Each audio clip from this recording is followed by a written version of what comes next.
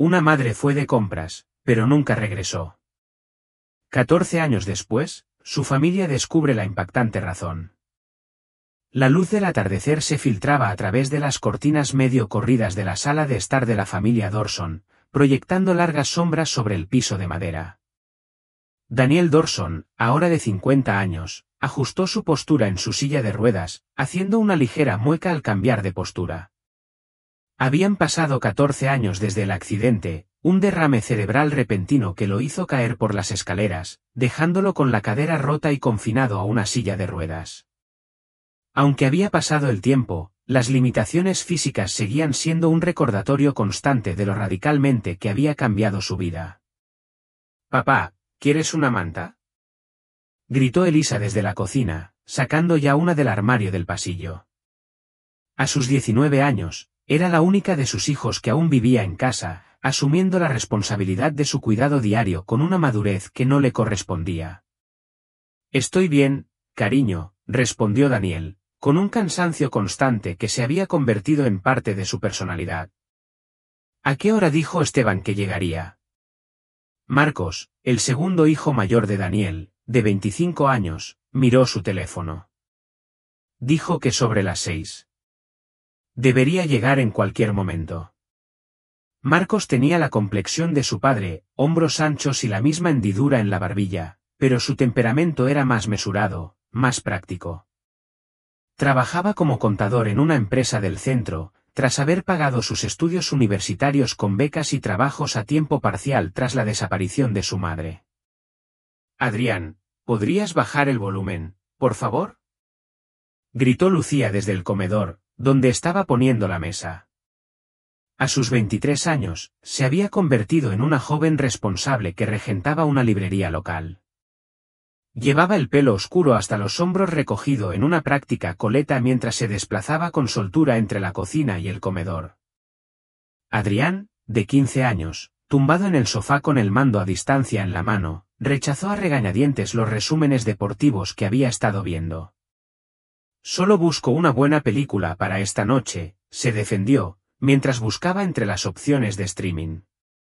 «¿Qué tal esa nueva de ciencia ficción? La de los extraterrestres que parecen humanos». «Nada de extraterrestres», dijo Daniel con una leve sonrisa. «Sabes que a Elisa no le gustan». Elisa salió de la cocina con una pila de platos. «No me molestan los extraterrestres. Simplemente no me gusta que salgan del pecho de la gente mientras comemos el postre». La charla familiar llenó la casa de calidez, un testimonio de cómo habían logrado salir adelante como familia a pesar de todo. Cada fin de semana se reunían así, los 5 niños se reunían para cenar, charlar y ver una película. Era su ritual, su forma de mantener los vínculos que los habían mantenido fuertes durante los años de ausencia. «La mesa está lista», anunció Lucía, retrocediendo un paso para admirar su obra. 5 cubiertos, con un cesto a la cabecera para Esteban. Cada plato estaba perfectamente alineado, los vasos llenos de agua helada, las servilletas dobladas con cuidado junto a los tenedores y cuchillos, todo en su sitio, tal como le había enseñado su madre. «Algo huele increíble», dijo Marcos mientras se dirigía al comedor. «Lasaña», respondió Elisa con orgullo. «Y también hice pan de ajo». Adrián abandonó su búsqueda de películas y se unió a ellos en la mesa. «¿Podemos empezar? Me muero de hambre». Daniel se sentó en su silla de ruedas, negando con la cabeza. «Esperamos a Esteban. Siempre esperamos a que lleguen todos». «Pero la comida se está enfriando», se quejó Adrián, mirando el plato humeante en el centro de la mesa. «Lo llamaré», ofreció Marcos, marcando ya el número de su hermano. Al cabo de un momento, frunció el ceño. «No contesta, es el buzón de voz». Se quedaron sentados en silencio mientras pasaban los minutos. La lasaña dejó de humear y el hielo de sus vasos de agua empezó a derretirse. Daniel miró su reloj repetidamente, la preocupación se acentuaba en su frente. Justo cuando Lucía estaba a punto de sugerir que salieran sin Esteban, oyeron el ruido de un coche entrando en la entrada, seguido del portazo. La puerta principal se abrió de golpe y Esteban entró corriendo, con su rostro de 30 años enrojecido por la emoción y la preocupación. Su aspecto, normalmente pulcro, era desaliñado, la corbata suelta, el botón superior desabrochado y el cabello oscuro cayéndole sobre la frente. Echó un vistazo al comedor, observando la escena de su familia sentada a la mesa esperándolo. Lo siento por llegar tarde, dijo sin aliento, pero había algo en su voz, una urgencia, una tensión, que inmediatamente puso a todos en alerta. Está bien, estábamos a punto de, comenzó Daniel, pero Esteban lo interrumpió. Encontré algo, soltó, apartando la silla pero permaneciendo de pie. Sobre mamá. El ambiente en la habitación cambió al instante, la temperatura pareció bajar varios grados. Los hombros se tensaron, los rostros se endurecieron. Hoy me llamó el inspector Varela, continuó Esteban, mientras jugueteaba con su teléfono. ¿Encontraron algo? Necesito enseñártelo. Siéntate, Esteban, dijo Daniel con firmeza. Te estábamos esperando. La comida se está enfriando. Papá, no lo entiendes. Esto es importante, dijo Esteban, de pie, agarrando su teléfono como si fuera un salvavidas. Dame un minuto, intervino Marcos con voz tranquila pero autoritaria. Comamos primero. Lo que sea que tenga que esperar hasta después de cenar. Esteban miró alrededor de la mesa, desesperado por un aliado, pero no lo encontró. Lucía estudiaba su plato, Elisa se mordía el labio nerviosamente, Adrián lo miraba con una mezcla de fastidio e incomodidad. Hablamos de esto, dijo Lucía en voz baja. Acordamos no volver a mencionar a mamá, no en familia. Pero esto es diferente, insistió Esteban. La policía encontró suficiente. La voz de Marcos se alzó bruscamente. Sabemos lo que pasó. Nos dejó. Ya no podía más, el accidente de papá, las facturas médicas, 5 hijos que criar sola. Conoció a otra persona y se fue. Eso no es cierto, replicó Esteban. Mamá nunca. Sí, ¿verdad? Intervino Lucía, con su fachada de calma quebrándose. Papá está en silla de ruedas, estamos ahogados en deudas por sus facturas médicas, y de repente ella ha desaparecido sin dejar rastro. ¿Cómo se llama eso? 14 años, Esteban, añadió Marcos, suavizando un poco la voz. 14 años sin decir palabra, ni llamadas, ni cartas, nada. ¿Qué más pruebas necesitas? El acalorado intercambio se intensificó, las voces se superpusieron mientras años de dolor y resentimiento afloraban a la superficie. Adrián se encogió en su asiento mientras Elisa miraba con impotencia entre sus hermanos que discutían. ¿Basta? La voz de Daniel resonó por toda la habitación, seguida inmediatamente de una tos sibilante que lo dobló en la silla de ruedas. La pelea cesó al instante. Elisa se levantó de un salto para palmear la espalda de su padre y ofrecerle agua mientras la tos remitía. Lo siento, papá, murmuró, y luego se dirigió a sus hermanos. Por favor, no hagamos esto. Papá lleva toda la semana deseando que llegue esta noche. Nos echa de menos.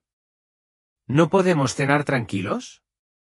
Un pesado silencio se apoderó de la mesa, interrumpido únicamente por la respiración agitada de Daniel mientras se recuperaba de su ataque de tos. Bien, dijo finalmente Esteban, deslizándose en su silla, con la mandíbula apretada por la frustración. Pero quiero que sepan que esto no es solo una pista sin salida. La policía encontró el coche de mamá, estaba sumergido en un río.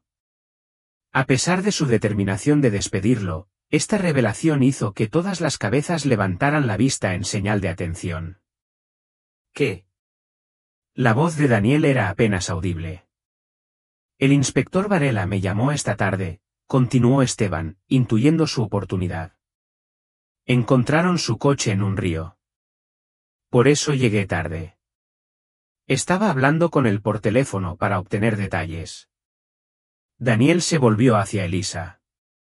Trae mi teléfono de la mesita, por favor.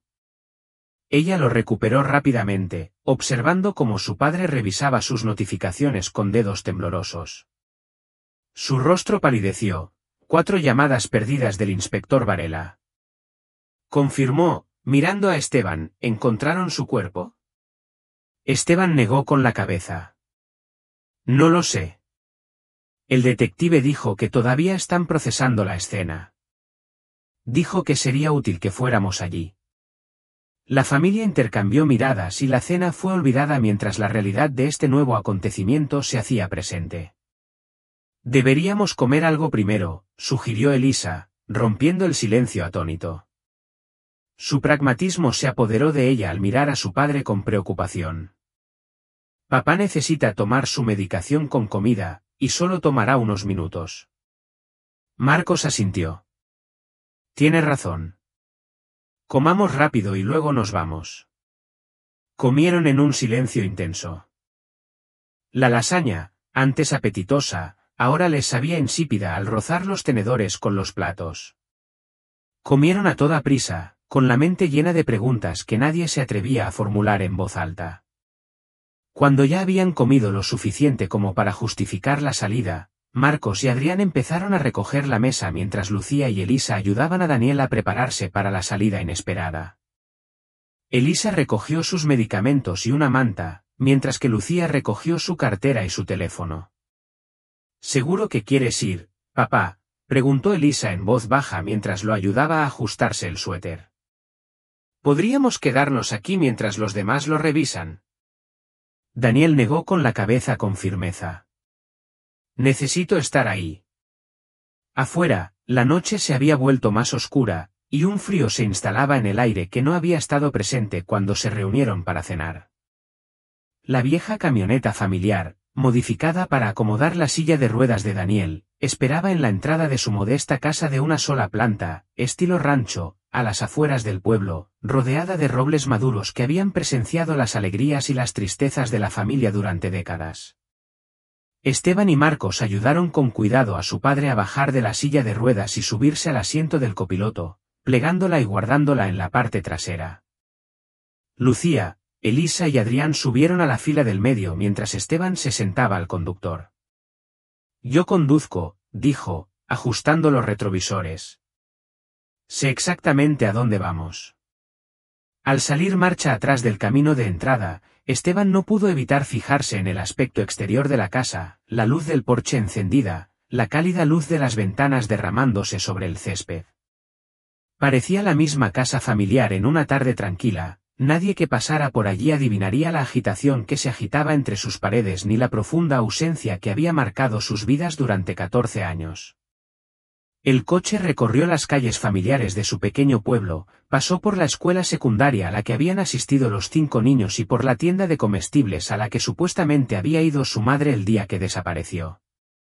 ¿Qué te dijo exactamente el inspector Varela?, preguntó Daniel, rompiendo el silencio que se había instalado en el coche. No mucho, respondió Esteban sin apartar la vista de la carretera. Solo que encontraron el coche de mamá en un río mientras investigaban otra cosa. No dio detalles por teléfono. Después de tanto tiempo, murmuró Lucía desde el asiento trasero. ¿Por qué ahora? Nadie tenía respuesta para ella. El teléfono de Esteban vibró con un mensaje entrante. Es el detective, dijo, mirándolo brevemente. Está enviando la ubicación exacta. Está en el lago de Sanabria. Eso está a casi 30 minutos de aquí, comentó Marcos. ¿Qué estaría haciendo el coche de mamá allí tan lejos? La insinuación tácita flotaba en el aire. El lago de Sanabria era remoto, aislado, el tipo de lugar al que cualquiera iría si no quisiera ser encontrado. El resto del viaje transcurrió en un silencio incómodo, cada miembro de la familia absorto en sus pensamientos.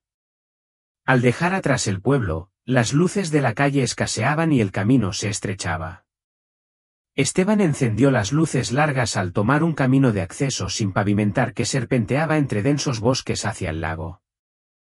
La camioneta rebotaba y se sacudía sobre el terreno irregular, lo que obligó a Esteban a reducir la velocidad mientras conducía por el sendero lleno de baches. Tras varios minutos, los árboles se apartaron para revelar la brillante superficie del lago de Sanabria, sus oscuras aguas reflejaban las luces de los vehículos policiales estacionados en la orilla. Esteban aparcó lo más cerca posible del lugar. ¿Estás listo?, le preguntó a su padre.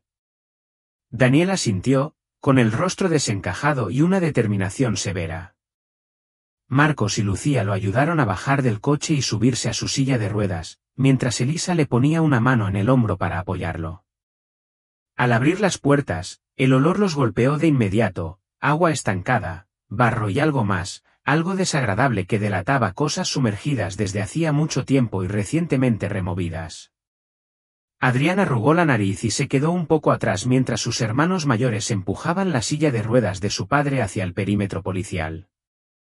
La tierra húmeda dificultaba empujar la silla, y Marcos y Lucía tuvieron que colaborar para ayudar a Daniel a cruzar el terreno irregular, ya que las ruedas se hundían ocasionalmente en lodo blando. Elisa permaneció cerca de su padre, del brazo de él, mientras se acercaban a los agentes del orden reunidos. Esteban caminaba delante de su familia, observando a la multitud en busca de un rostro conocido. Vio al inspector Varela de pie cerca del agua, enfrascado en una conversación con un agente uniformado. El detective era un hombre corpulento de unos 50 años, con el pelo entrecano y la expresión de cansancio eterno de alguien que ha visto demasiado en su carrera. «Inspector Varela», gritó Esteban, acercándose a pasos rápidos. El detective se giró, el reconocimiento se reflejó en sus rasgos curtidos. «Esteban, lo lograste». Su mirada pasó de Esteban al resto de la familia que cruzaba la orilla fangosa. «Veo que trajiste a todos los que necesitábamos». «¿Qué encontraste?», preguntó Esteban. El inspector Varela señaló hacia el lago, donde estaba estacionada una grúa, cuyo potente cabrestante ya había terminado su trabajo. En la orilla, goteando agua del lago y cubierto de limo y plantas acuáticas, había un coche, o lo que quedaba de uno. A pesar de los años bajo el agua, era inconfundible el descolorido sedán azul que había pertenecido a Caterine Domínguez. «Lo encontramos esta tarde temprano», explicó el inspector Varela mientras el resto de la familia se unía a ellos. «Para ser honestos, no lo buscábamos. Teníamos un helicóptero rastreando la zona como parte de una investigación de narcotráfico en curso. El piloto vio algo reflejándose en el lago desde arriba». Daniel miró fijamente el vehículo empapado, con el rostro indescifrable. «¿Encontraste?» No pudo terminar la pregunta. «No hay cadáveres», respondió el inspector Varela, comprendiendo la pregunta no formulada. «Eso es lo extraño. El coche estaba vacío cuando lo detuvimos». «¿Vacío?», repitió Marcos, sorprendido. «¿Seguro?». «Está completamente vacío», confirmó el detective. «Pero encontramos algunos objetos interesantes dentro». «¿Qué tipo de artículos?», preguntó Esteban con entusiasmo. El inspector Varela metió la mano en el bolsillo y sacó una bolsa de prueba sellada que contenía una fotografía dañada por el agua. Estaba en la guantera, sellada en una bolsa de plástico que la conservaba un poco. «Es una foto de tu madre». Daniel extendió manos temblorosas para tomar la bolsa, mirando la imagen descolorida de Catalina sonriendo despreocupadamente en un momento capturado antes de su desaparición. «Había algo más», continuó el detective, con voz más cautelosa. «Encontramos objetos pertenecientes a un hombre, unas gafas de sol, una gorra de béisbol y un recibo con el nombre de un hombre». «Lo sabía», dijo Lucía de repente con amargura. «Se fugó con alguien». «No es justo». Esteban protestó de inmediato. «No lo sabemos». «¿Qué otra cosa podría ser, Marcos?» «El auto de mamá en el fondo de un lago, con pertenencias de hombres dentro, ni rastro de mamá, está bastante claro que fingió su desaparición», desafió Marcos. «Nuestra investigación sugiere que el auto se hundió deliberadamente». El inspector Varela añadió: «No hay daños que puedan ser consecuencia de un accidente». Las ventanillas estaban bajadas, lo que permitió que se llenara de agua y se hundiera. No hay indicios de violencia ni de violencia.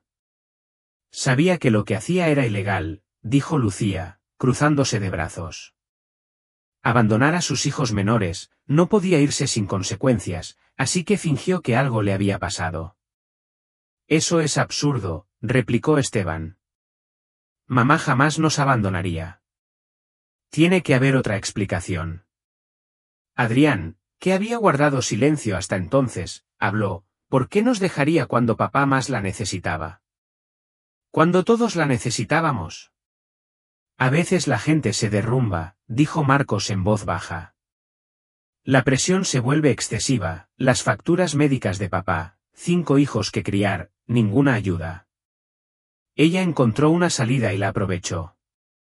Esteban se volvió desesperado hacia el inspector Varela. ¿De verdad no lo crees? Después de todos estos años, debe haber algo más en la historia. El detective suspiró profundamente. Llevo 27 años haciendo este trabajo, Esteban. Lo he visto antes, la gente desaparece porque quiere y hace lo imposible por borrar su rastro. ¿Pero por qué encontrar el coche ahora? Daniel preguntó con voz firme a pesar de la emoción en sus ojos. Después de 14 años. Como dije, no lo buscábamos, explicó el inspector Varela. Estábamos realizando vigilancia aérea para un operativo antidrogas en esta zona y el helicóptero avistó el coche desde arriba. A veces se pueden ver objetos bajo el agua desde ese ángulo, sobre todo cuando el sol da justo en el blanco, pura coincidencia. Sacó otra bolsa de pruebas que contenía un pequeño objeto dañado por el agua. Esto es lo que identificó el coche como el de su madre. Su licencia de conducir estaba en la consola central, junto con esta foto familiar. Daniel tomó la segunda bolsa de evidencia y se quedó mirando el retrato familiar, dañado por el agua pero aún reconocible, él, Catalina y los 5 niños, tomado apenas unos meses antes de su desaparición y su accidente. ¿Y ahora qué pasa?, preguntó Marcos, imponiéndose su carácter práctico. El inspector Varela se frotó la nuca. Investigaremos el coche a fondo, a ver si encontramos alguna otra prueba, pero le soy sincero, este es un caso de hace 14 años. No tenemos los recursos para montar una investigación exhaustiva a menos que encontremos algo que indique claramente que hubo un delito. ¿Eso es todo?, preguntó Esteban. ¿Vas a asumir que se escapó y olvidarlo? No dije eso, respondió el detective con paciencia. Pero las pruebas apuntan en una dirección específica, no hay señales de forcejeo, no hay cadáver, el vehículo se hundió deliberadamente, había pertenencias de hombres en el coche. Esto apoya la teoría de que se fue voluntariamente. Puedo proporcionarle copias de todas las pruebas que hemos recopilado, si lo desea, añadió, mirando a la familia. Fotos, listas de inventario, nuestros hallazgos preliminares. ¿Qué sentido tiene?, dijo Lucía con voz hueca. No cambiará nada. Daniel, que había estado casi en silencio, habló de repente. Elisa, me gustaría irme a casa. Estoy cansado. Claro, papá, dijo Elisa en voz baja, moviéndose detrás de su silla de ruedas. Haz lo que necesites con el coche. Llevamos 14 años viviendo con este misterio, le dijo Daniel al inspector Varela. No estoy seguro de que descubrir la verdad ahora nos traiga paz. La familia empezó a alejarse, pero Esteban permaneció inmóvil. Quiero esas copias, dijo con firmeza. El inspector Varela asintió y metió la mano en su vehículo para sacar un sobremanila. Las tenía preparadas por si acaso. También hay un sobre aparte con copias de algunos objetos que encontramos en la guantera. Mi equipo lo fotografió todo cuando sacamos el coche. Le entregó el sobre a Esteban y le puso una mano compasiva en el hombro. He trabajado en docenas de casos de personas desaparecidas a lo largo de los años. A menudo es al primogénito al que más le cuesta dejar ir. Espero que esto te ayude a cerrar el capítulo, hijo. Esteban miró fijamente el sobre en sus manos. Gracias. Mientras caminaba de regreso a donde su familia lo esperaba junto al coche, sentía el peso de la evidencia, física y emocional, oprimiéndolo. A pesar de lo que todos parecían creer, Esteban no podía aceptar que su madre simplemente los hubiera abandonado. Tenía que haber algo más en la historia, y tal vez las respuestas estuvieran en el sobre que ahora apretaba contra su pecho. La familia volvió a subir a la camioneta, su anterior expectación se había disipado en un silencio denso. Marcos se sentó al volante, esta vez tomando las llaves de Esteban sin decir palabra. «Yo conduzco», dijo simplemente, encendiendo el motor mientras los demás se acomodaban. Esteban se subió a la última fila, reservándose el espacio para examinar el contenido del sobre. Mientras el coche se alejaba del lago de Sanabria, encendió la linterna de su teléfono y empezó a revisar los papeles. Las primeras páginas eran informes policiales habituales, descripciones de la operación de recuperación, inventarios de los objetos encontrados en el coche, fotografías del vehículo desde varios ángulos que mostraban su estado de deterioro tras 14 años bajo el agua.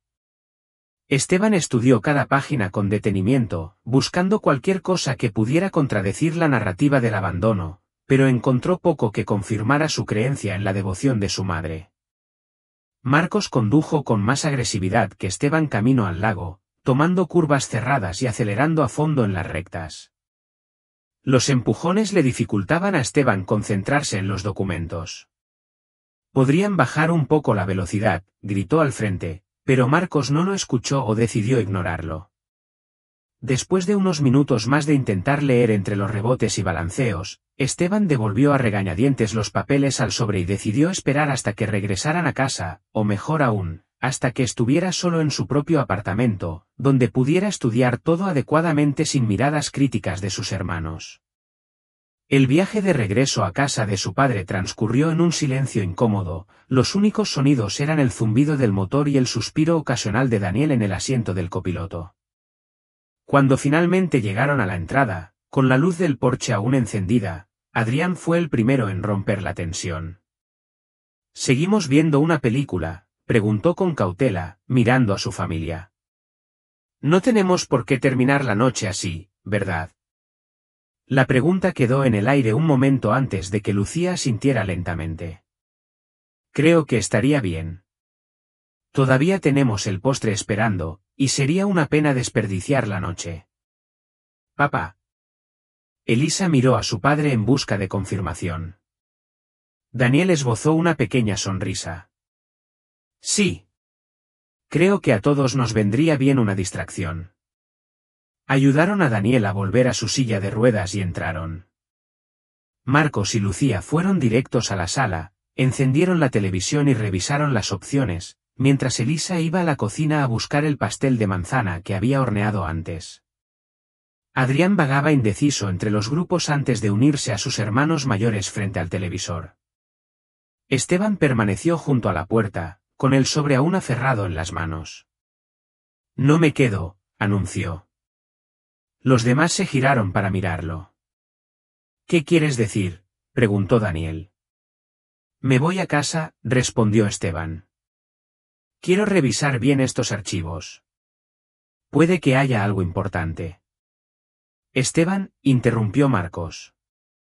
Su voz se tiñó de exasperación. «Déjalo pasar. Por fin obtuvimos respuestas después de 14 años. No es lo que queríamos oír, pero al menos ahora sabemos que no sabemos nada».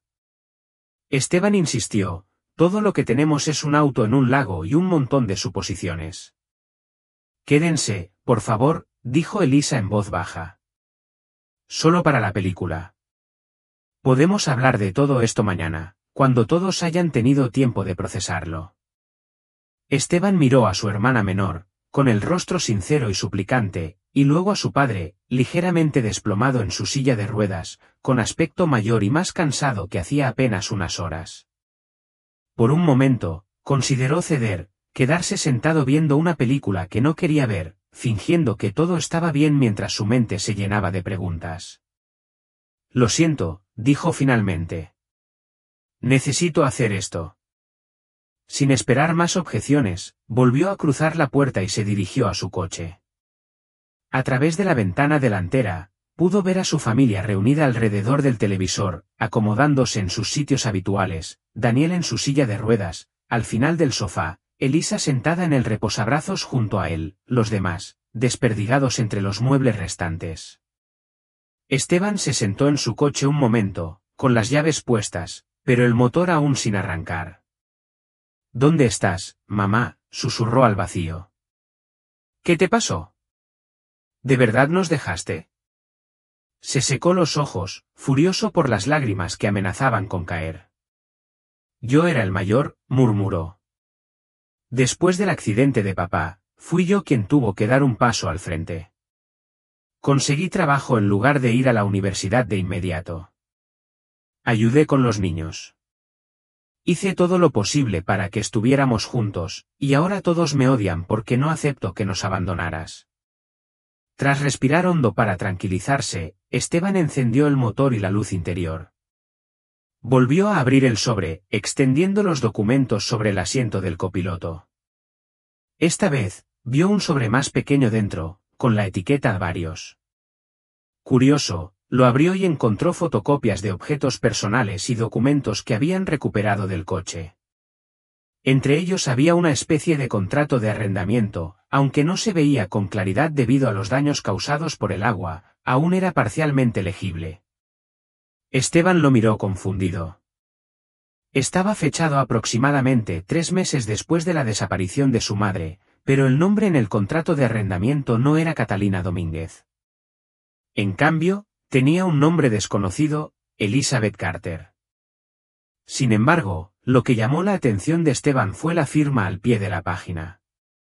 Aunque descolorida y borrosa, reconoció de inmediato la inconfundible caligrafía de su madre, la misma C curva que usaba para firmar sus permisos escolares, la misma E curva que aparecía en todas sus listas de la compra. Elizabeth Carter, susurró, mirando la firma. Mamá usó un nombre falso. Con el corazón acelerado, Esteban estudió el documento con más atención. Había una dirección en el contrato de arrendamiento. Sacó su teléfono y la introdujo rápidamente en una aplicación de mapas.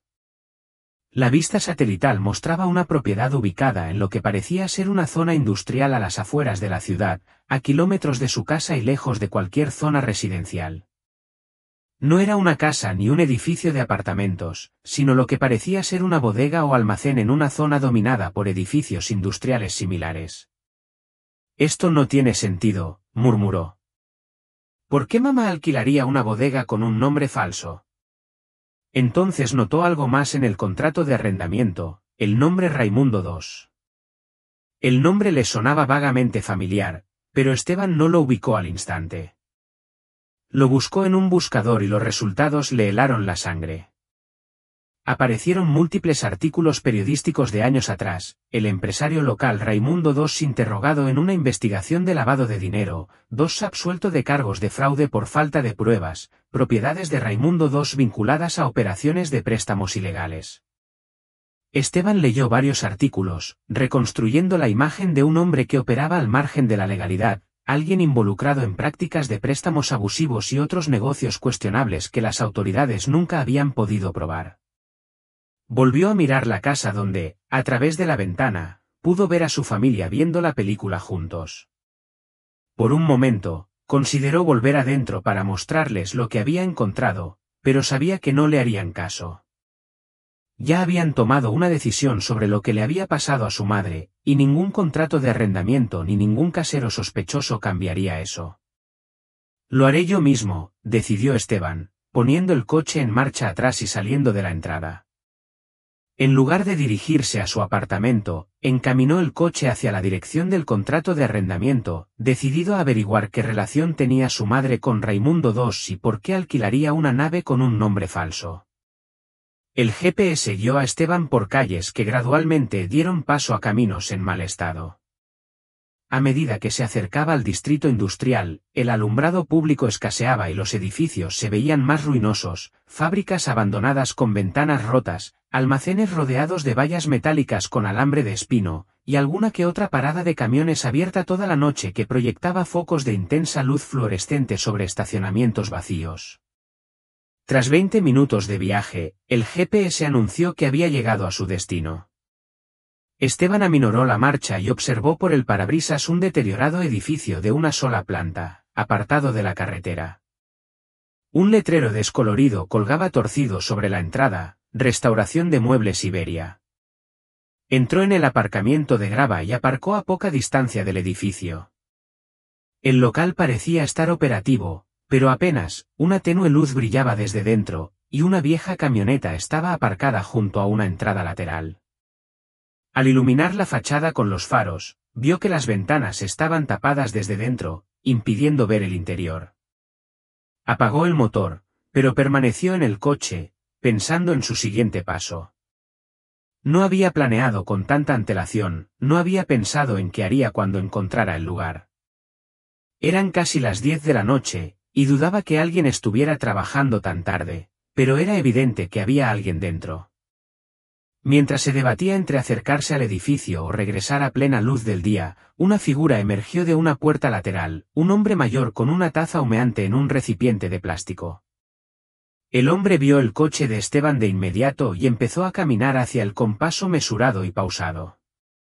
El instinto de Esteban le decía que se marchara, pero algo le decía que esta podría ser su única oportunidad de aprender algo sobre este lugar y su conexión con su madre. Bajó la ventanilla al ver al hombre acercarse. El guardia de seguridad, pues ese parecía ser su puesto, era mayor de lo que Esteban había pensado inicialmente, quizás de unos 60 años, pero se movía con la confianza y la fuerza de alguien mucho más joven. A pesar de la hora y la temperatura fría, solo llevaba una chaqueta ligera sobre una camisa de uniforme sin el logo de la empresa. Su rostro estaba curtido, pero alerta, con una mirada penetrante mientras examinaba a Esteban. «Buenas noches», dijo el hombre con una voz sorprendentemente cordial. «¿Se han perdido?» «No mucha gente se encuentra aquí a estas horas de la noche, a menos que se hayan equivocado de camino». Esteban dudó, calculando rápidamente su estrategia. La verdad parecía demasiado arriesgada, no podía simplemente anunciar que estaba investigando la conexión de su madre, desaparecida hacía tiempo, con este lugar. En cambio, optó por una mentira plausible. «Creo que tenías razón, puede que me haya pasado un giro», respondió Esteban con forzada naturalidad. «Pero al pasar, vi este lugar. Verás, tengo un pequeño negocio y he estado buscando un almacén por la zona. Sé que es tarde, pero vi la luz encendida y pensé en echarle un vistazo». El guardia dio un sorbo a su café, observando a Esteban por encima del borde. «Esto no está a la venta, si es lo que te preguntas». «¿Quién es?», preguntó Esteban, intentando sonar simplemente curioso. «Javier II», respondió el guardia. A Esteban le dio un vuelco el corazón al oír el apellido. «¿Javier II?» «No creo haber oído hablar de él», dijo Esteban. El guardia arqueó una ceja. «Hijo de Raimundo II». «¿Nunca has oído hablar de Raimundo II?» Esteban negó con la cabeza, fingiendo ignorancia. ¿Debería haberlo hecho? Raimundo era dueño de la mitad de la propiedad industrial de esta zona, explicó el guardia. Falleció hace unos años. Su hijo Javier se hizo cargo del negocio. Ya veo, dijo Esteban, con la mente a mil. ¿Hay alguna manera de contactar con Javier? Si no es para comprar el lugar, quizás para hablar sobre el alquiler de una parte. El guardia rió entre dientes. Javier es un hombre reservado. No trata directamente con la gente, sobre todo con quienes aparecen sin avisar fuera del horario laboral. ¿Hay alguien más con quien pueda hablar entonces? ¿Un gerente o un representante, quizás mañana? El guardia pareció considerarlo un momento. Mire, vuelva mañana en horario de oficina y pregunte por Ramón. Él se encarga de los asuntos de Javier aquí. Ramón, repitió Esteban, aprendiendo el nombre de memoria. ¿Seguro que estará aquí mañana? Le informo y tengo su número. Puedo avisarle esta noche que hay alguien interesado. Sería genial, dijo Esteban con deliberación, sin dar su número. Me pasaré mañana. El guardia asintió, tomando otro sorbo de café. A Ramón le gusta hacer negocios cara a cara, para que lo sepas. No le gusta que la gente traiga a personas externas o socios a estas primeras reuniones, le gusta evaluar a la gente individualmente primero. Entiendo, respondió Esteban. Iré solo. Estaba a punto de subir la ventanilla cuando lo asaltó una idea. Si se iba ahora, no habría descubierto nada concreto, solo habría confirmado que la familia II seguía siendo la dueña de la propiedad. Asumiendo un riesgo calculado, llamó al guardia, que ya había empezado a alejarse. Una cosa más, dijo. Supongo que nunca habrás oído hablar de una mujer llamada Elizabeth Carter por aquí. El efecto fue inmediato y dramático. El comportamiento del guardia cambió por completo, sus hombros se tensaron y su rostro se endureció, convirtiéndose en una máscara inexpresiva. El afable guardia de seguridad desapareció, reemplazado por alguien mucho más peligroso. Tienes que irte, dijo rotundamente, y toda pretensión de amabilidad había desaparecido. Esteban, dándose cuenta de que se había pasado de la raya, pero reacio a retirarse del todo, insistió. Solo necesito saber si. El guardia se movió con sorprendente rapidez, acortando la distancia con el coche en dos largas zancadas. Apoyó sus curtidas manos en el borde de la ventanilla entreabierta de Esteban y se inclinó, con la cara a centímetros de la de Esteban. ¿Quieres fantasmas? Preguntó en voz baja y amenazante. Estás en el lugar correcto. No quería que la encontraran. Un escalofrío recorrió la espalda de Esteban. ¿Qué quieres decir?, preguntó, esforzándose por mantener la voz firme. ¿Quién no quería ser encontrado? El guardia se enderezó, apretando los nudillos contra el marco de la puerta. Si también quieres hablar de eso, ven a ver a Ramón mañana, pero te lo aconsejo. Volvió a golpear el marco del coche. Será mejor que te vayas ya. Esteban dudó solo un instante antes de poner la reversa. Retrocedió lentamente, observando cómo el guardia permanecía en el mismo sitio, siguiéndolo con la mirada fría hasta que Esteban dio la vuelta y se marchó. Su mente corría a 1000 por hora mientras conducía de vuelta al pueblo. El guardia había reconocido claramente a Elizabeth Carter, el nombre falso de su madre, y su reacción confirmó que Elizabeth, o Catalina, tenía alguna conexión con ese lugar. ¿Pero a qué se refería con fantasmas, y por qué diría que no quería ser encontrada si no era para confirmar que su madre había desaparecido voluntariamente? Nada de eso tenía sentido. Sin embargo, por primera vez en 14 años, Esteban sintió que finalmente estaba tras la pista de algo real, algo que podría explicar lo que le había sucedido a su madre. El reloj del tablero marcaba las 11:35 de la noche mientras Esteban conducía de regreso al pueblo, con sus pensamientos en un torbellino caótico de preguntas y teorías. Las implicaciones parecían confirmar la creencia de sus hermanos, que su madre había decidido desaparecer. Pero algo en la reacción del guardia, el repentino cambio de amabilidad a amenaza, sugería que había algo más en la historia que una mujer que simplemente se alejaba de su vida. Esteban sabía que debía compartir lo que había descubierto con su familia, pero después de su reacción en la cena y en el lago, dudaba que lo escucharan. Cada uno había hecho las paces con el abandono de su madre, Marcos se había vuelto práctico y responsable, Lucía se había preparado para nuevas decepciones, Elisa había dedicado su energía al cuidado de su padre, y Adrián, que apenas tenía 1 año cuando Catalina desapareció, nunca la conoció realmente.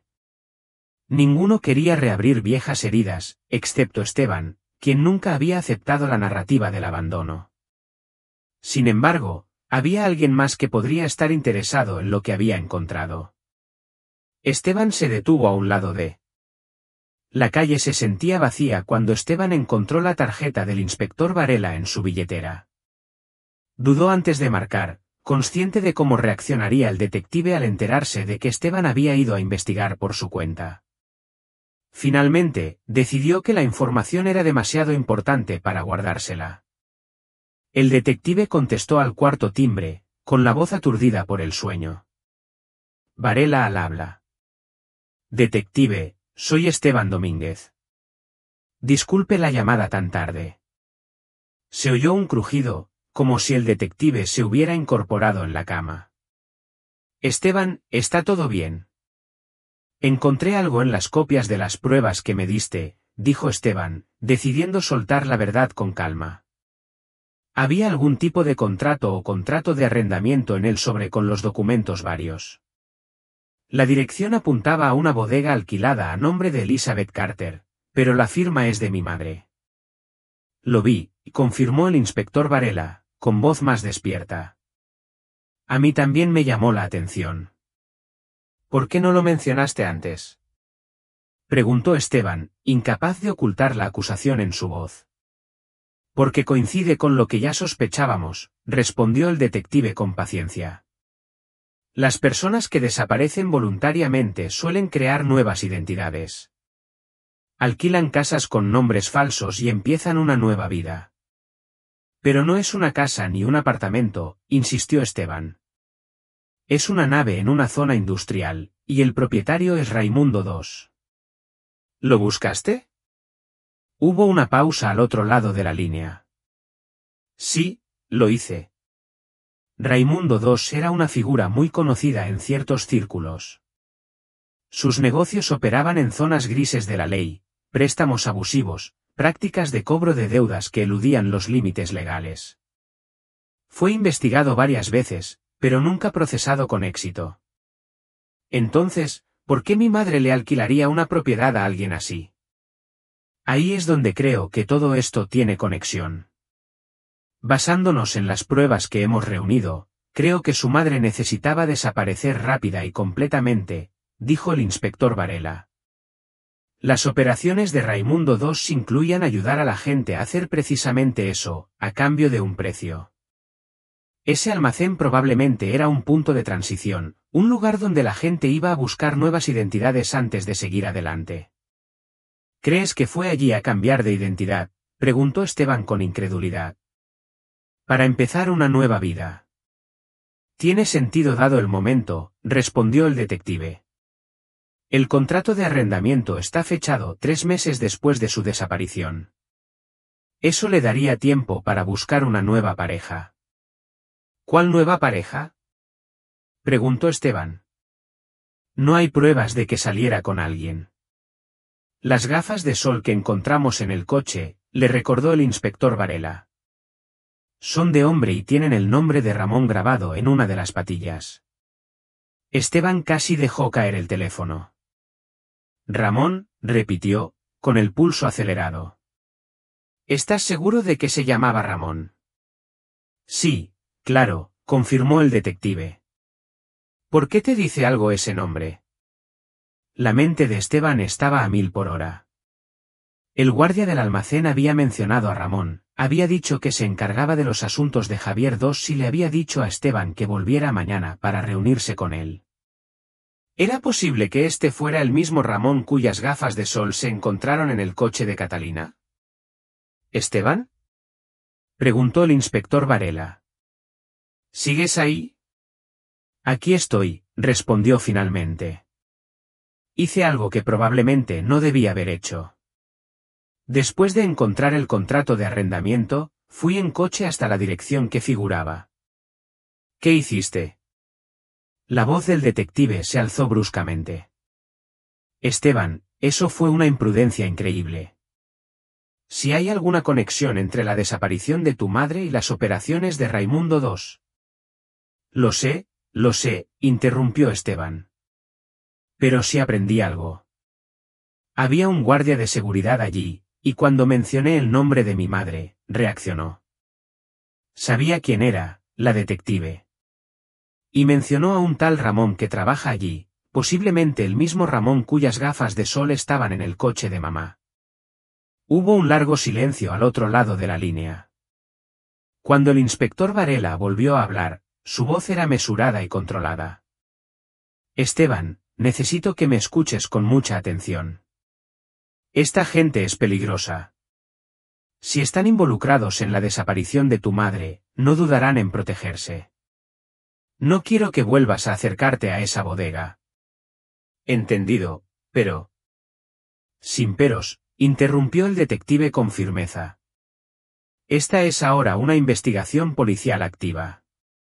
La gestionaremos como es debido, con órdenes judiciales y refuerzos. Su participación podría ponerlo todo en peligro, por no hablar de ponerlo en grave peligro. Esteban agarró el teléfono con más fuerza. ¿Y qué se supone que debo hacer? Sentarme y esperar. Eso es exactamente lo que se supone que debe hacer, confirmó el inspector Varela. Agradezco que comparta esta información, pero ahora necesito que se haga a un lado y nos deje hacer nuestro trabajo. El guardia me dijo que volviera mañana para reunirme con Ramón, dijo Esteban. Esta podría ser nuestra única oportunidad de averiguar qué le pasó a mi madre. Rotundamente no, dijo el detective con firmeza. Bajo ninguna circunstancia debe volver allí. Enviaremos a un agente encubierto para que monte vigilancia. Existen procedimientos adecuados para este tipo de situaciones. Esteban sabía que el detective tenía razón, pero la idea de esperar, de perder su única pista después de 14 años sin conseguir nada, era insoportable. Aún así, reconocía el peligro para sí mismo y para cualquier posible investigación. Bien, concedió. No volveré allí. Gracias, dijo el inspector Varela con un evidente alivio en la voz. Voy a hacer algunas llamadas ahora para poner todo en marcha. Les mantendremos informados de cualquier novedad, lo prometo. Una cosa más, dijo Esteban antes de que el detective pudiera colgar. Debes saber que mi padre y mis hermanos también corren peligro. Si esta gente se da cuenta de que estamos investigando, haré que patrullas pasen regularmente por tu casa y la de tu padre, le aseguró el inspector Varela. Descansa un poco, Esteban, y no te acerques a ese almacén. Tras terminar la llamada, Esteban se sentó en su coche aparcado durante varios minutos, sopesando sus opciones.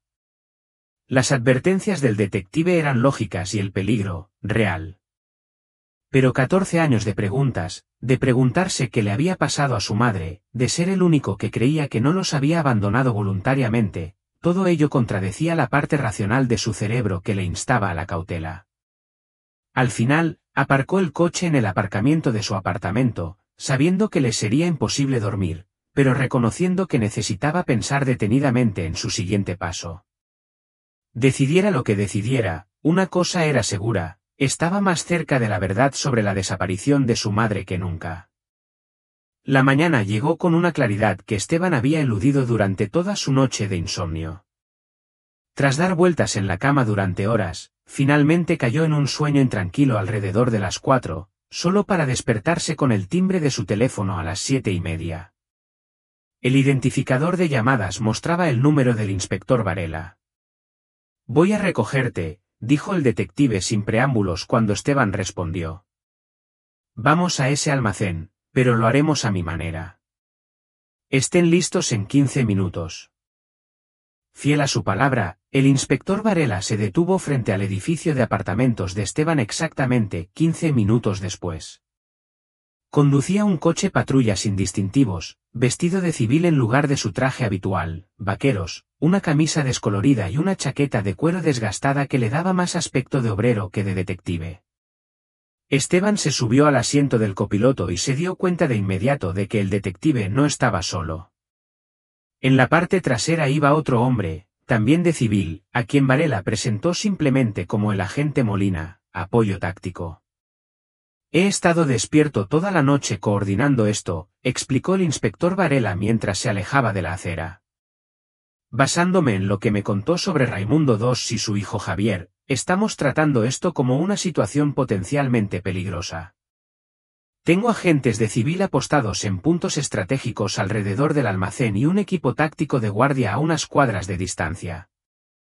¿No deberíamos llevarnos mi coche?, sugirió Esteban. El guardia lo vio anoche, quizá parezca menos sospechoso.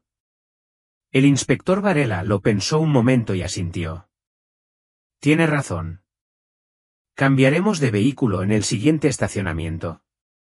10 minutos después, se trasladaron al coche de Esteban, con Esteban al volante y el inspector Varela en el asiento del copiloto. El agente Molina permaneció en el coche patrulla sin distintivos, que ahora formaría parte del perímetro de vigilancia. Recuerde, no debe bajarse del coche a menos que yo se lo indique explícitamente, instruyó el inspector Varela mientras se acercaban a la zona industrial donde se encontraba el almacén. Solo le permito venir porque ya ha establecido contacto, y su presencia resultará menos sospechosa. Pero esto es una operación policial, no una investigación familiar. Esteban asintió, con la boca seca por la anticipación y el nerviosismo. Al girar hacia la calle que conducía al almacén, vio la misma camioneta estacionada afuera que había estado allí la noche anterior, pero algo se sentía diferente. El lugar parecía más tranquilo, más silencioso. Algo no anda bien, murmuró el inspector Varela, mientras sus ojos expertos escudriñaban la propiedad. No hay movimiento, ni vehículos, salvo ese camión. Esteban entró en el estacionamiento de grava y estacionó prácticamente en el mismo sitio que la noche anterior. Se sentaron un momento a observar el almacén. Las ventanas permanecieron cubiertas, pero a diferencia de la noche anterior, no se veían luces adentro. Espere aquí, dijo el inspector Varela, dirigiendo la mano hacia el arma oculta bajo su chaqueta. Voy a echar un vistazo rápido. Si le hago la señal de que se vaya, salga inmediatamente y reúnase con el agente Molina en el punto de encuentro. Esteban observó cómo el detective se acercaba al edificio, moviéndose con la eficiencia experta de alguien entrenado para evaluar situaciones peligrosas. Varela primero revisó la camioneta, mirando por las ventanas antes de dirigirse a la entrada lateral por donde Esteban había visto salir al guardia. Tras probar la puerta y encontrarla sin llave, el inspector Varela desapareció dentro del edificio. Pasaron 5 minutos, luego 10. La ansiedad de Esteban crecía a cada instante, tamborileando nerviosamente con los dedos sobre el volante. Finalmente, el inspector Varela reapareció en la entrada, indicándole a Esteban que se uniera a él. En contra de su buen juicio, pero impulsado por la necesidad de saber, Esteban salió del coche y cruzó apresuradamente el aparcamiento de grava. Está vacío, dijo el inspector Varela al acercarse a Esteban. Totalmente desocupado.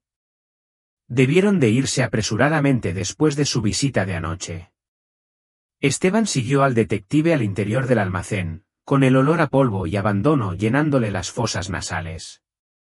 El interior era cavernoso y casi vacío, con claros indicios de que el equipo y los muebles habían sido retirados recientemente, manchas rectangulares limpias en el suelo polvoriento, soportes vacíos en las paredes donde se habían fijado estanterías, cables cortados colgando del techo. Sin duda operaban algo aquí, observó el inspector Varela, señalando una sección del almacén donde las divisiones habían creado habitaciones separadas. Miren estas viviendas improvisadas, estaciones de trabajo. Esto era más que un simple almacén. Esteban se movía lentamente por el espacio, intentando imaginar a su madre allí, intentando comprender qué conexión podría haber tenido con este lugar. ¿La habrían retenido contra su voluntad? ¿Habría venido aquí voluntariamente buscando ayuda para desaparecer? ¿O habría alguna otra explicación? Por aquí, gritó el inspector Varela desde el otro lado de la sala. Estaba agachado junto a un escritorio volcado, examinando algo en el suelo. Esteban se le acercó y encontró al detective sosteniendo una fotografía que, al parecer, se había deslizado debajo del escritorio durante la evacuación apresurada. Mostraba un carguero atracado en lo que parecía ser un puerto industrial, con su nombre, Eastern Geraisen, claramente visible en el casco. Dale la vuelta, dijo el inspector Varela entregándole la fotografía a Esteban. En la parte de atrás había información manuscrita, el nombre del barco, un horario de salida para la semana siguiente y una lista parcial de nombres que incluía a Elizabeth C. y Ramón M. Planean transportar personas en este barco, dijo el detective Van, sacando su teléfono, y según esta lista, su madre podría ser una de ellas. Inmediatamente llamó por radio a su equipo, solicitando una operación de búsqueda en el puerto y proporcionando el nombre del carguero. Esto es ahora la máxima prioridad, ordenó. Necesitamos localizar el horizonte del este e impedir su salida. Alerten a la patrulla del puerto y a la guardia costera. Dirigiéndose a Esteban, añadió, tenemos que ponernos en marcha. Si Ramón y su gente salieron de aquí anoche, es posible que hayan adelantado su itinerario. El barco podría estar preparándose para zarpar antes de lo previsto. Mientras se apresuraban a regresar al coche, el detective Van hizo otra llamada, esta vez solicitando a los agentes que verificaran el estado de Daniel y el resto de la familia. Después de su visita de anoche, esta gente sabe que alguien está haciendo preguntas. Necesitamos asegurarnos de que su familia esté a salvo. Esteban sintió una oleada de miedo por sus hermanos y su padre. No pensé en eso, admitió. Estaba tan concentrado en encontrar a mamá. Llámalos, ordenó el detective Van mientras volvían al coche de Esteban. Llama a cada uno individualmente y cuéntales lo que está pasando. Diles que se queden donde están y que los agentes vendrán a asegurar sus posiciones. Mientras conducían hacia el puerto, Esteban hizo lo que le indicaron, llamó primero a su padre y luego a cada uno de sus hermanos, repitiendo la advertencia y las instrucciones. Daniel estaba conmocionado y furioso. Marcos y Lucía dudaban. Adrián estaba confundido, pero todos estuvieron de acuerdo en seguir el consejo del detective. Están todos avisados, informó Esteban al detective Van mientras se acercaban al puerto. Pero no estoy seguro de que realmente crean que hay peligro. Más vale prevenir que curar, respondió el detective con gravedad. Si Ramón y la Operación 2 son tan peligrosos como sospecho, no dudarán en usar a tu familia como palanca si se sienten acorralados. El puerto apareció a la vista, un extenso puerto industrial con numerosos muelles que se extendían hacia las aguas grises de la bahía. Buques de carga de diversos tamaños atracaban en los muelles, cargando o descargando sus cargamentos, mientras embarcaciones más pequeñas navegaban por los canales entre ellos. Al acercarse a la puerta principal de seguridad, el detective Van mostró su placa al guardia, explicándole que formaban parte de una operación policial en curso. El guardia les hizo señas para que pasaran y los dirigió a la oficina del capitán del puerto. Dentro, encontraron un frenesí de actividad. Varios oficiales ya estaban presentes, coordinándose con los funcionarios del puerto para localizar el Stern-Gereisen. ¿Cuál es la situación?, preguntó el detective Van, acercándose a un oficial uniformado que parecía liderar la operación. El horizonte del este salió del puerto anoche, informó el oficial con expresión sombría. Casi 12 horas antes de la hora de salida prevista. La autoridad portuaria autorizó la salida anticipada debido a las preocupaciones meteorológicas, aunque los informes meteorológicos no muestran fenómenos meteorológicos significativos en la zona. Lo sabían, dijo Esteban, y la comprensión lo golpeó con fuerza. Sabían que los habíamos descubierto en cuanto pregunté por mi madre anoche. El detective Van le puso una mano firme en el hombro a Esteban. No nos rendiremos. Las lanchas patrulleras del puerto ya nos persiguen y hemos avisado a la guardia costera. Ese barco no debe haber ido muy lejos en 12 horas. ¿Y aquí?, preguntó Esteban, señalando hacia los muelles. ¿No podría quedar gente de Ramón por aquí? Vamos un paso adelante, respondió el oficial.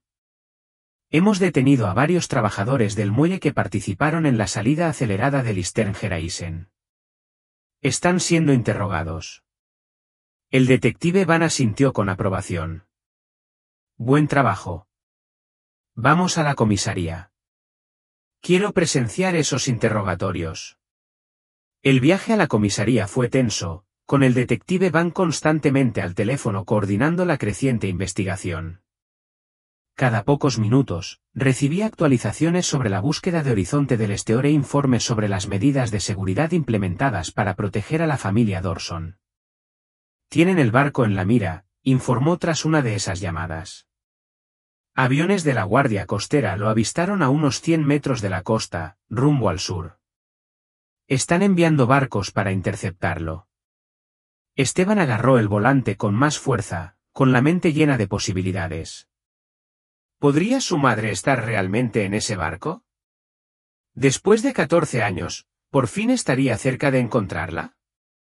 Al llegar a la comisaría, la encontraron repleta de actividad. Los agentes se movían con paso decidido entre los departamentos, los teléfonos sonaban constantemente y una atmósfera de urgencia impregnaba el edificio. Para sorpresa de Esteban, toda su familia estaba allí, sentada en la sala de espera. Daniel, en su silla de ruedas, parecía desconcertado y cansado. Elisa permanecía de pie, protectora. Detrás de él, Marcos y Lucía estaban sentados uno al lado del otro, con expresiones que mezclaban preocupación y escepticismo, y Adrián se removía nervioso en su silla. ¿Qué hacen aquí?, preguntó Esteban al acercarse. Creí que se quedaban en casa. La policía nos trajo por precaución, explicó Marcos, poniéndose de pie frente a su hermano. Dijeron que sería más fácil protegernos a todos en un solo lugar. ¿Protegernos de qué, exactamente?, preguntó Lucía, con los brazos cruzados a la defensiva. Esteban, ¿qué has hecho? Antes de que Esteban pudiera responder, el detective Van dio un paso al frente. Puede que su hermano haya descubierto la verdad sobre la desaparición de su madre, dijo con un tono profesional pero amable. Y esa verdad podría ser peligrosa para todos ustedes. Rápidamente informó a la familia sobre lo que habían descubierto, el almacén, la fotografía del barco de carga, los nombres en la lista y la posibilidad de que Catalina hubiera sido obligada a trabajar para Ramón y la Operación 2. ¿Entonces estás diciendo que mamá no nos dejó voluntariamente?, preguntó Elisa con voz débil y esperanzada. Según las pruebas que hemos recopilado, parece que su madre podría haber estado involucrada en una organización criminal dirigida por Raimundo II y su hijo Javier, explicó el detective Van. Creemos que fue obligada a trabajar para ellos, posiblemente por una deuda u otra forma de coerción. Eso no tiene sentido, objetó Marcos.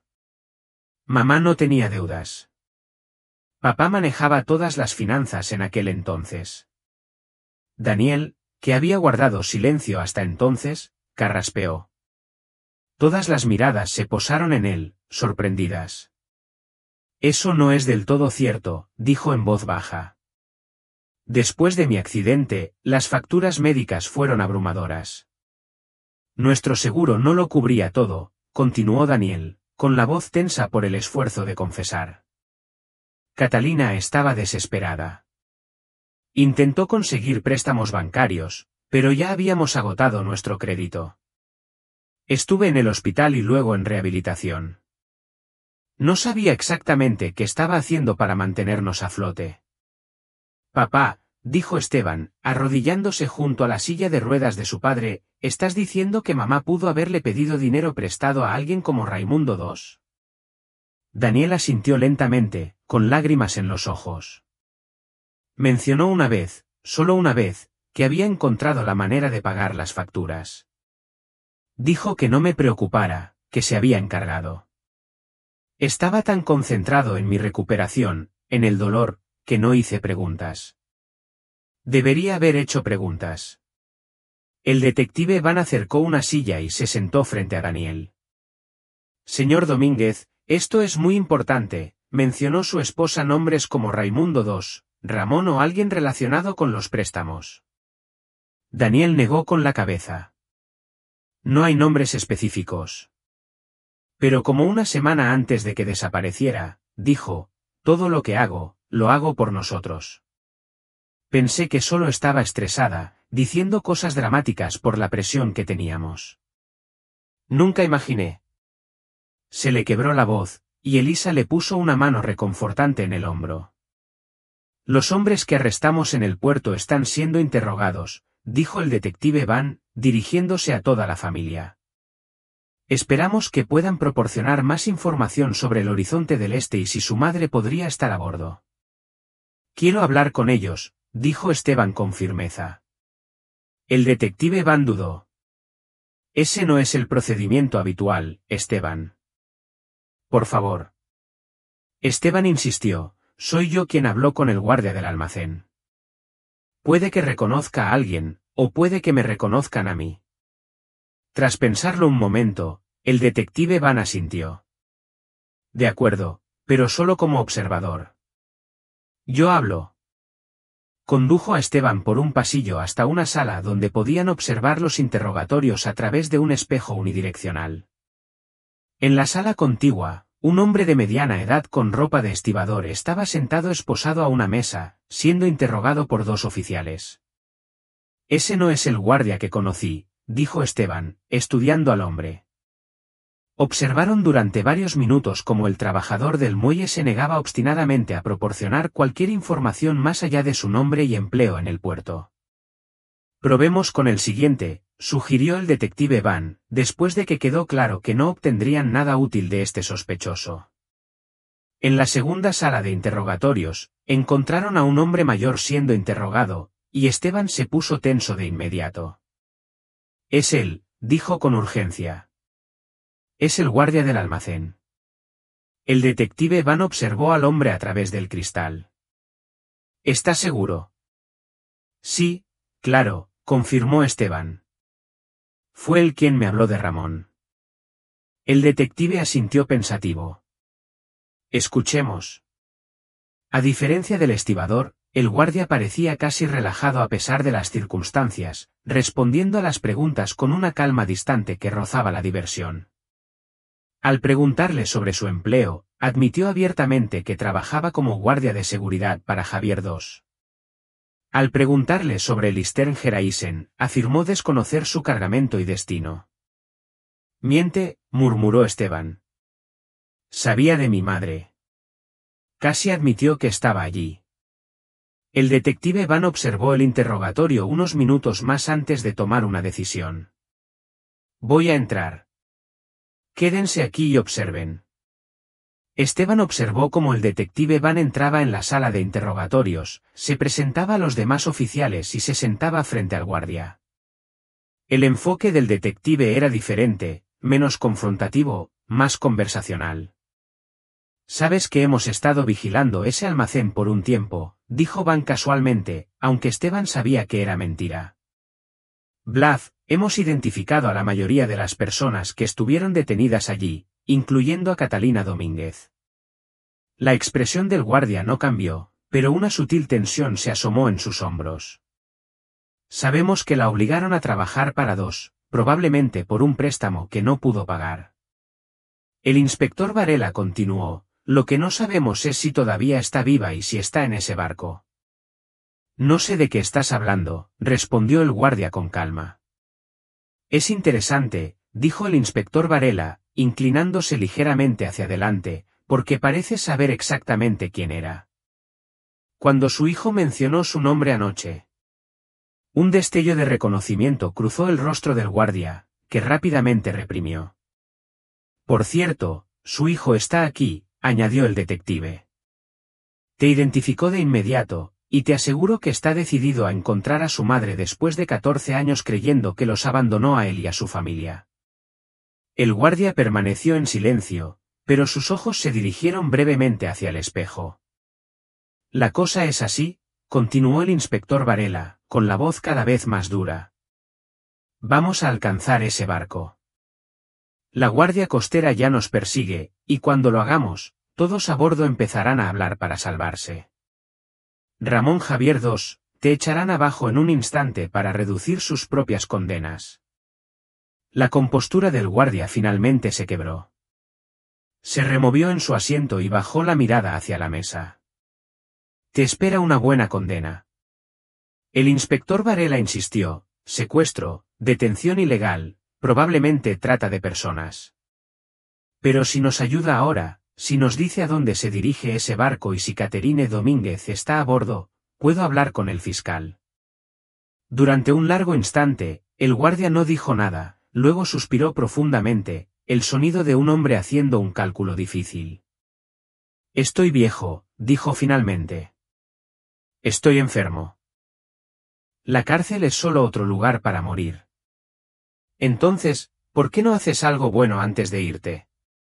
Sugirió el inspector Varela.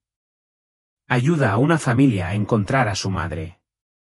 El guardia lo consideró y luego se inclinó hacia adelante, hablando en voz baja. No puedo decirle a dónde va la nave. De verdad que no lo sé, esa información está compartimentada. Pero puedo darle acceso a algo que podría serle útil. ¿Qué es eso? Hay una aplicación, un sistema de mensajería seguro que usamos. Mi nombre de usuario podría seguir funcionando. Tiene un rastreador GPS para el barco y cámaras de seguridad a bordo. Así es como Ramón lo controla todo. El inspector Varela se animó visiblemente. ¿Y está dispuesto a facilitarme este acceso? El guardia asintió lentamente. Como dije, me muero de todas formas. Mejor hago algo decente por una vez. El inspector Varela deslizó un bloc de notas sobre la mesa. Anota la información de acceso, todo lo necesario para acceder. Mientras el guardia comenzaba a escribir, Esteban sintió una oleada de esperanza como nunca antes había experimentado en 14 años. Por primera vez, tenía pruebas concretas de que su madre no los había abandonado y que tal vez aún estuviera viva. El inspector Varela salió de la sala de interrogatorios con una satisfacción sombría, con la información de acceso del guardia en la mano.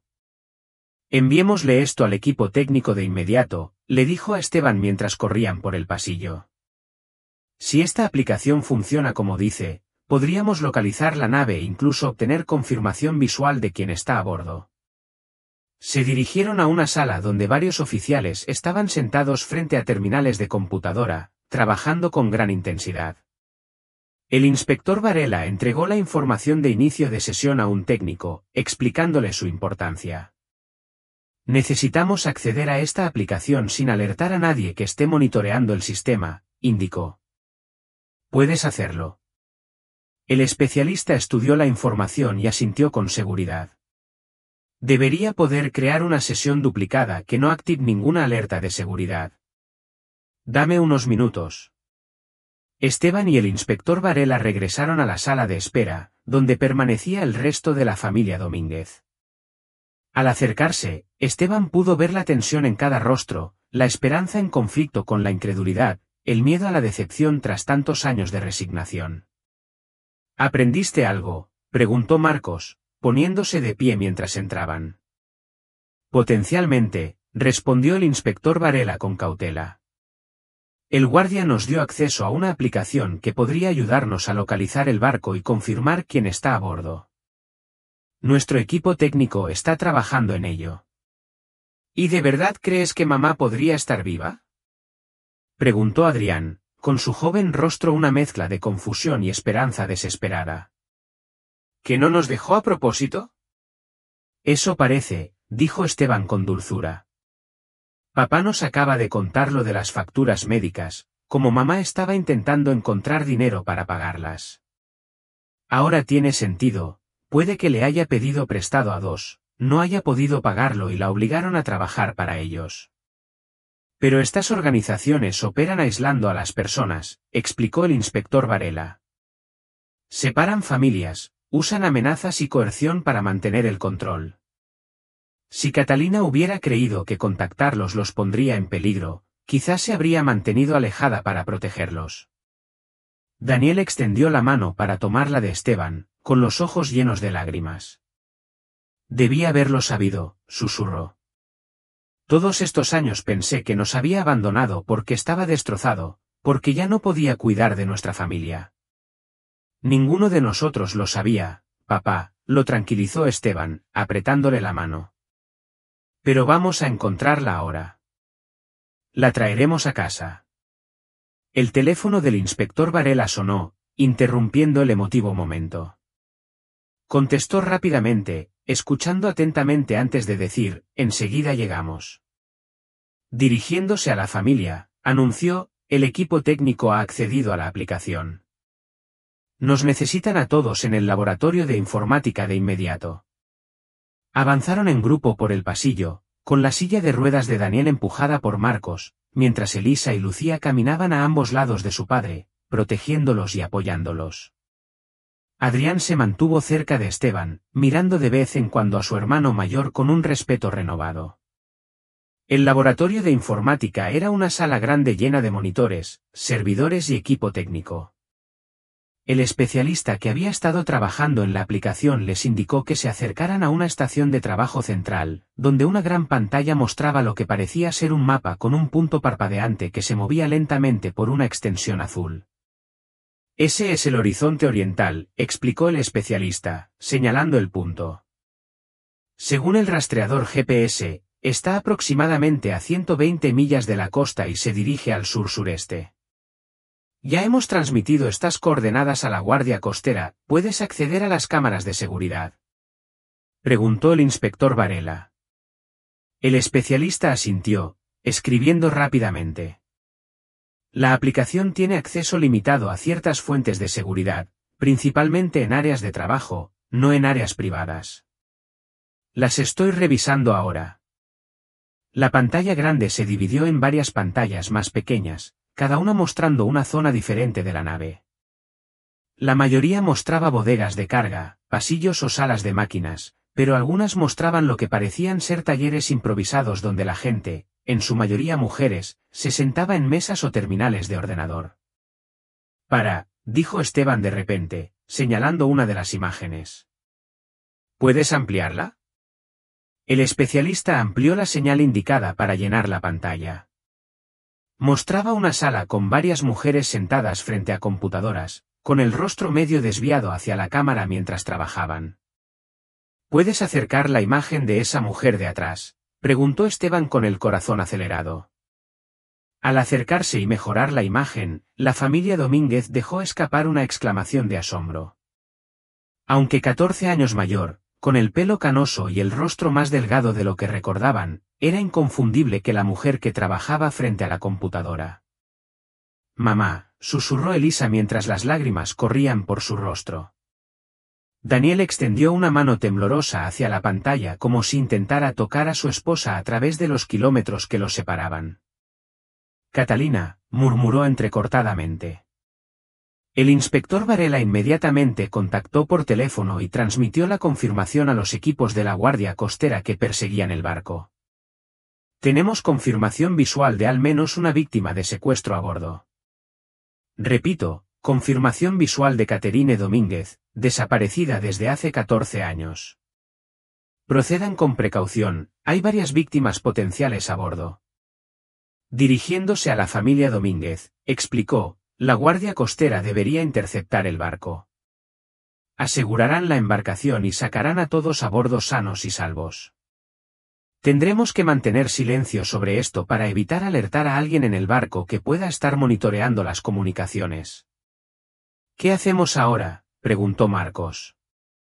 Su escepticismo anterior se disolvió por completo ante la evidencia irrefutable de que su madre estaba viva. Esperamos, respondió simplemente el inspector Varela, y nos preparamos para el regreso de su madre. Daniel permanecía en silencio en su silla de ruedas, con lágrimas deslizándose por sus mejillas mientras contemplaba la imagen de su esposa. Elisa y Lucía se acurrucaban juntas, a veces susurrando, a veces simplemente tomándose de la mano en un silencioso apoyo. Marcos paseaba por la sala, buscando su pragmatismo en el movimiento. Adrián alternaba entre sentarse junto a su padre y unirse a Esteban, quien permanecía firme junto al monitor principal, negándose a apartar la mirada por más de unos segundos. Lo sabía, le dijo Esteban en voz baja al inspector Varela en un momento en que se apartaron un poco de los demás. Durante todos estos años, supe que nunca nos habría dejado por voluntad propia. Nunca te rendiste con ella, observó el detective. Esa clase de fe es rara, lo corrigió Esteban. Ella fue quien nunca nos abandonó. Pase lo que le hagan, sobrevivió 14 años. Ella sobrevivió. En la quietud de ese momento, rodeado por la evidencia de la existencia de su madre, Esteban comprendió algo profundo sobre la naturaleza de los lazos familiares. La fe no era simplemente creer sin pruebas, era aferrarse a la verdad cuando todo a su alrededor sugería lo contrario. Durante 14 años, su familia se había fracturado bajo el peso del abandono, cada miembro forjando su propia armadura contra el dolor. Sin embargo, bajo esa armadura, la conexión permanecía, esperando ser reforjada. Al borde del reencuentro, Esteban comprendió que la valentía no consistía en afrontar peligros externos, sino en afrontar el miedo a la esperanza misma, la aterradora vulnerabilidad de creer que lo roto podía recomponerse. Su madre había soportado el cautiverio para protegerlos. Ahora se enfrentarían a lo desconocido para traerla a casa. Cualesquiera que fueran los desafíos que les aguardaran en ese carguero, los afrontarían juntos, ya no como fragmentos de una familia destrozada, sino como lo que siempre habían sido bajo las cicatrices y el silencio, una constelación de vidas unidas por un hilo inquebrantable de amor que ni el tiempo ni la distancia podrían cortar.